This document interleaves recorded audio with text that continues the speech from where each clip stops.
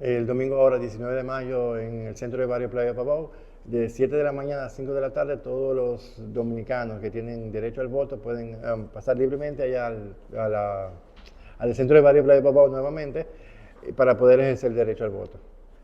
Solamente van a conseguir tienen que llevar su cédula de identidad electoral y van a conseguir dos boletas electorales. Uno a nivel presidencial, que es, por ejemplo, marcando una cruz o una X, el voto es válido.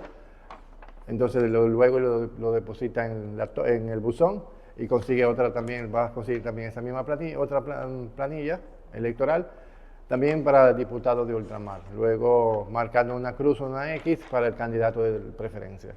Para presidente y diputado de ultramar. Luego el presidente luego nombra a sus ministros.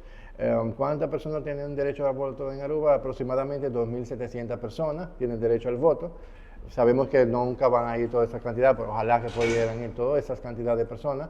Lo que sí le apelamos a los partidos políticos para que hablen con su militancia, para cuando terminen de votar, que puedan marcharse libremente del centro de Barrio Playa Pavón, para que todo pueda marchar en paz y tranquilidad. Este domingo 19 de mayo en el centro de Barrio Playa Pavón, de 7 de la mañana a 5 de la tarde, con la cédula de identidad.